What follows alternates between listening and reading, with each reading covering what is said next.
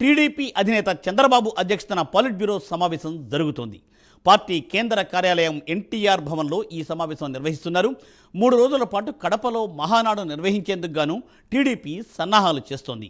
Nominated పదవులు, party సంస్థాగత నిర్మాణం, కమిటీల ఏర్పాటుపై పొలిట్ బ్యూరో ప్రధానంగా చర్చిస్తోంది. 11 నెలల్లో పాలన విజయాలపై కూడా చర్చిస్తున్నారు.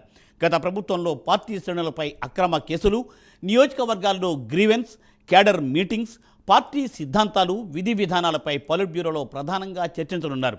దీనిపై ఎక్స్క్లూజివ్ ఫీల్డ్ రిపోర్ట్ శ్రీనివాస్ అందిస్తారు. శ్రీనివాస్.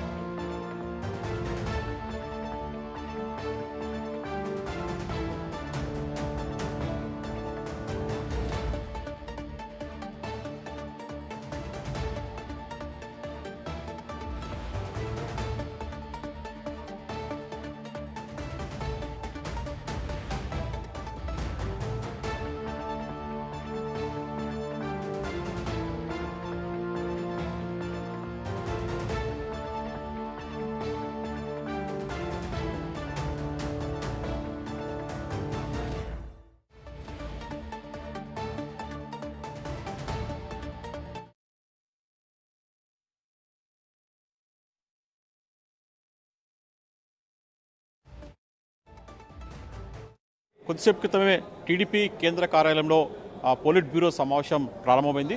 ముఖ్యమంత్రి అలాగే టీడీపీ అధినేత చంద్రబాబు నాయుడు ఆధ్వర్యంలో కూడా అధ్యక్షతన టీడీపీ పొలిట్ బ్యూరో సమావేశం కొద్దిసేపు క్రితమే ప్రారంభమైంది. పొలిట్ బ్యూరో సమావేశానికి కూడా పొలిట్ బ్యూరో సభ్యులంతా కూడా హాజరయ్యారు. కేవలం కేఈ కృష్ణమూర్తి అలాగే అశోక్ గజపతిరాజు తో పాటు ఇతర కొద్దిమంది మటుకు హాజరు కాలేదు. అయితే ప్రధానంగా చూసుకుంటే ఈరోజు జరిగే పొలిట్ బ్యూరో సమావేశంలో కూడా ప్రధానంగా పలు అంశాలపైన కూడా చర్చించే అవకాశం ఉంటుంది. ప్రధానంగా ఇప్పటికే ఏదైతే పొలిట్ బ్యూరో సమావేశంలో ఏదైతే పహల్గాం సంబంధించి కూడా అమరవీరుల వాళ్ళకి సంస్మరణం చేస్తూ కూడా ఈరోజు కొద్దిసేపు కూడా ఈ పొలిట్ బ్యూరోలో కూడా చంద్రబాబు నాయుడుతో పాటు ఇతర పొలిట్ బ్యూరో సభ్యులందరూ కూడా మౌనం పాటించారు. దాని తర్వాత కూడా పొలిట్ బ్యూరో సమావేశం అయింది. పొలిట్ బ్యూరో సమావేశం ప్రధానంగా చూసుకుంటే మటుకు అయితే ఈ నెల 27, 28, 29 తేదీలో మహానాడు కడపలో నిర్వహించబోతున్నారు. దానికి సంబంధించి కూడా ఏర్పాట్లపైన కూడా చర్చించబోతున్నారు. ప్రధానంగా చూసుకుంటే 3 రోజుల పాటు జరిగే అంటే అదే కూటమి ప్రభుత్వం అధికారంలోకి వచ్చాక అంటే తెలుగుదేశం ప్రభుత్వం అధికారంలోకి వచ్చాక మొదటిసారి కూడా ఈ మహానాడు కార్యక్రమాన్ని నిర్వహించాలని చెప్పేసి ఒక పండగ వాతావరణంలో ఈ మహానాడు కార్యక్రమాన్ని నిర్వహించాలని చెప్పేసి కూడా తెలుగుదేశం పార్టీ భావిస్తుంది. ప్రధానంగా చూసుకుంటే ఏదైతే అక్కడ వైసీపీ ప్రాబల్యం ఉన్న కడప జిల్లాలో అక్కడ తమ సత్తా చాటాలని చెప్పేసి కూడా ఇప్పటికే తెలుగుదేశం పార్టీ అక్కడ భారీ ఎత్తున కూడా ఏర్పాట్లు చేస్తుంది. కడప రాయచోటి మార్గంలో కూడా ఏదైతే మహానాడు కార్యక్రమాన్ని కూడా అక్కడ ఏర్పాటు చేయాలని ఇప్పటికే ఒక స్థలాన్ని కూడా ఎంపిక చేశారు. అక్కడ ఈ మహానాడు కార్యక్రమానికి సంబంధించి కూడా అన్ని ఏర్పాట్లు చేస్తున్నారు. అయితే పహల్గాం నేపథ్యంలో కూడా ఎక్కడైతే కాశ్మీర్లో ఉద్రిక్త పరిస్థితుల నేపథ్యంలో కూడా ఏదైతే ఆ ప్రస్తుత పరిస్థితుల్లో అక్కడ మహానాడు కార్యక్రమాన్ని కూడా 3 రోజుల పాటు నిర్వహించాలి లేదా అని చెప్పేసి కూడా తర్జన జరిగింది. అయితే ఈరోజు మంత్రి లోకేష్ ఆధ్వర్యంలో ఉదయం కూడా మంత్రుల కమిటీ కూడా ప్రత్యేకంగా సమావేశమైంది.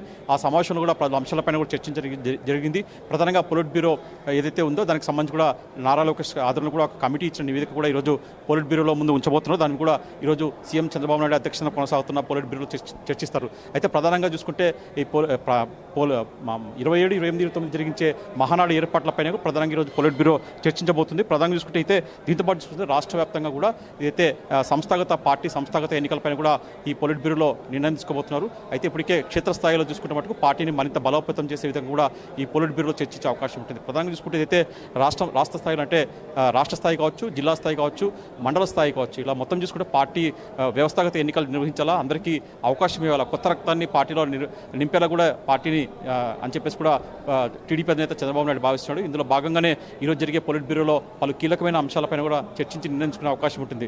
ప్రధానంగా చూసుకుంటే అయితే ఇటీవల కూడా పార్టీకి సంబంధించిన నామినేటెడ్ పోస్టు కూడా భర్తీ చేశారు. అయితే కొందరికి పార్టీ కోసం పార్టీ కోసం ఎంతకాలంగా కష్టపడుతున్న నేతలు చాలామంది ఉన్నారు. వాళ్ళకు ఈ నామినేటెడ్ పోస్టులలో పదవులు దక్కపోవడంతో వాళ్ళంతా అసంతృప్తిగా ఉన్నారు. వారినంతా కూడా బుజ్జగించే పనిలో భాగంగా ఇప్పటికే ఏదైతే ఈ మహానాడు వేదికకు కూడా రాష్ట్ర స్థాయి నుంచి క్షేత్రస్థాయి వరకు జరిగే ఏదైతే ఈ పార్టీకి సంబంధించి కూడా సంస్థాగత ఎన్నికల్లో వాళ్ళకి అవకాశం ఇవ్వాలని చెప్పేసి కూడా పార్టీ భావిస్తుంది.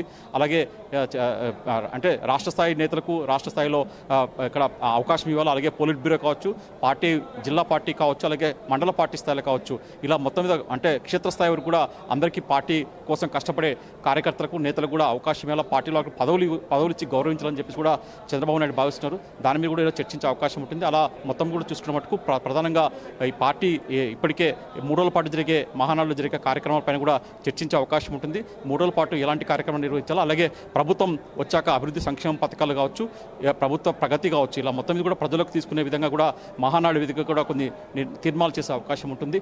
పార్టీ పరంగా భవిష్యత్తులో ఇంకా అంటే రాబోయే కాలంలో పార్టీని ఇంకా బలోపేతంగా చేసుకోవాలంటే మటుకు ఎలాంటి అంశాలు ప్రస్తావించాలా, మహానాడు వేదికగా ఎలాంటి అంశాలు తీర్మానం చేయాలా, అక్కడ జాతీయ అధ్యక్షుడు కావచ్చు, రాష్ట్ర స్థాయి అధ్యక్షుడు కావచ్చు, ఇంకా ఏదైనా సరే జిల్లా స్థాయి అధ్యక్షుడు కావచ్చు, వీళ్ళన్నిటిపైన కూడా చర్చించి సంస్థాగత ఎన్నికలపైన కూడా చర్చించే అవకాశం ఉంటుంది. దాని తర్వాత కూడా చూస్తే ప్రధానంగా పార్టీని అంటే భవిష్యత్తులో రాబోయే కాలంలో కూడా ఇంకా ముందుకు ఎలా తీసుకెళ్లాలా, పార్టీని ప్రజల్లో ఇంకా పూర్తి స్థాయిలో అభివృద్ధి వైపు తీసుకెళ్లాలంటే ఎలాంటి చర్చలు అంశాలు మనం ప్రవేశపెట్టాలా, పార్టీ పరంగా ఎలాంటి సంక్షేమ కార్యక్రమాలు చేపట్టాలనే విధంగా కూడా పోలిట్ బ్యూరో చర్చించే అవకాశం ఉంటుంది. మొత్తం చూసుకున్నట్టుకు ఈరోజు జరిగే పోలిట్ బ్యూరోలో కీలక అంశాలపైన చర్చించే అవకాశం ఉంటుంది. మూర్తి.